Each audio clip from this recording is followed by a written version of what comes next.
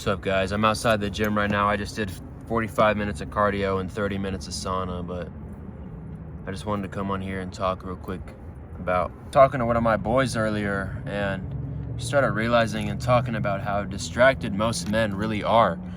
You know, the lust, the sports, the video games, the phones, the weeds, the vapes, all this shit is just cheap dopamine, right? And the craziest part is this shit's all normalized. You're expected to be lustful. You're expected to waste your emotions over your sports team losing. You're expected to scroll. You're expected to party and drink. And that's what society calls living, you know? And people ask me if I drink, and they're surprised when I say I don't, right? But that's not fucking living. That's just drifting. And in the book Outwitting the Devil by Napoleon Hill, this is where I get the term drifting from. He calls it drifting when you move through life without direction, without your own purpose. You're just doing what everybody else around you is doing because that's what feels easy. That's what feels right. And that's exactly what's happening to so many people in our society now. You know, I've got boys who can't go a single fucking day without talking about what girl they're gonna hook up with next. And they think that's freedom, but it's really just bondage. You're enslaved to your impulses, you know, and your desires. You can't control your own desires. The world doesn't even have to control you. You do it for them.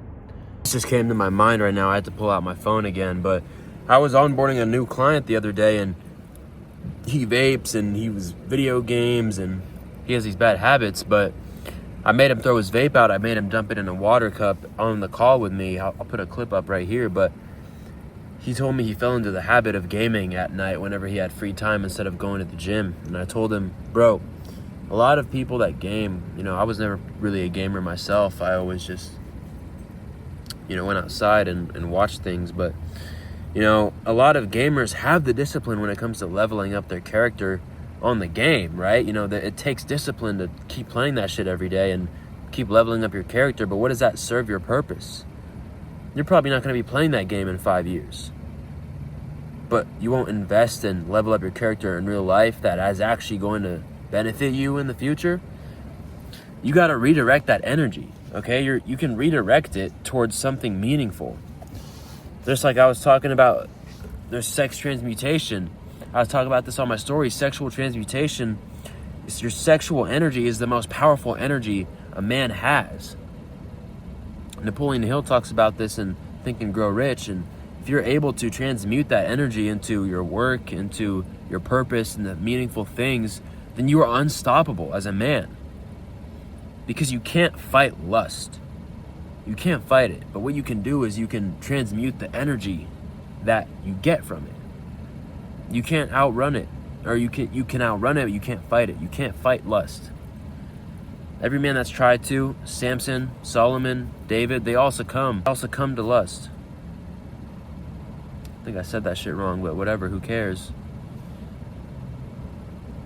My point is, you are in control. Things don't have to go the way that they go.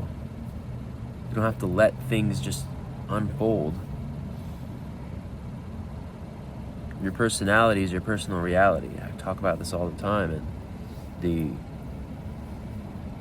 frequency that you hold yourself to a standard of is the one that you will always try to be aligned with, no matter what. And if you just keep reminding yourself that consciously every day, you wake up with intention and purpose every single day, and you start your day off at a high frequency by doing a morning routine. What I do is I like to go out for a quick walk in the morning and clear my head, and it helps me be truly grateful for the life that we have. And I also meditate, and that just sets me right for the day, right? You know, and I can go and hit my workout and work on my client programs and with a clear head. You know, I got to be able to lead, right? And as a coach, if I'm not clear, my clients won't be. But I just had to add that on. Also, in the book, The Way of the Superior Man by David Deida, he says, a man without a purpose will always seek pleasure to fill the void. And that's what we're seeing everywhere. And that's what I experienced myself as well. You know, I fell into the habit of smoking weed. I'm 5 months, 6 months clean now. But, you know, men chase the stimulation because they forgot what it feels like to chase meaning. we replace the purpose with pleasure, and the discipline with distraction, and creation with consumption. And it's an ongoing battle, right? In the society, in the book The War of Art by Stephen Pressfield, he calls it resistance. That invisible force that pulls you toward comfort and away from purpose. Most men don't even fight it. They just negotiate with it, and they try to fight it instead of confronting it. And I used to do the same thing when I would smoke weed every night. I would claim, oh, I'm done with everything for the night. I can just go chill. I'm going for a walk anyway. I might as well just, smoke some weed, right? It'll calm me down, help me sleep. And I was truly just running away from my thoughts, and that's what weed did. It just silenced my thoughts for just that moment. But doing that builds an identity around your distractions, and it gives you an excuse to call it balance. It's not fucking balance. And James Clear talks about this in the book Atomic Habits, about how every action that you take is a vote for the type of person you're becoming.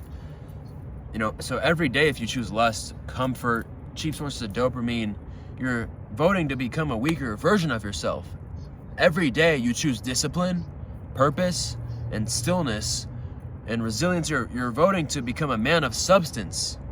And your habits are literally shaping your identity, not your words, not your dreams, but your daily choices amount to who you're truly going to become and who you are, who you identify as.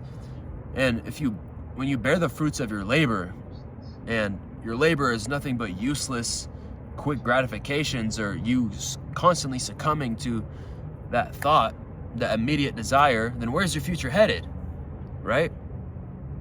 And my final thought to wrap this all up is, if you strip away lust, you strip away the entertainment, you strip away all the noise, most men wouldn't even know themselves. And that's how deep this programming, this conditioning runs. The moment you realize that the world profits off your distraction,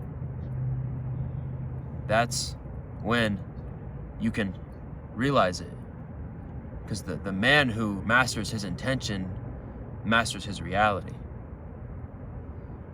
And the moment you can control your primal natural desires, and you can start direct it to what truly matters for your purpose, and that's when you can actually feel the fulfillment in life, instead of trying to get it from those quick sources that don't actually fulfill. When you get something, when you receive something without doing anything for it, you don't feel that fulfillment. When you serve something to someone or to a greater purpose, that's when you get that fulfillment.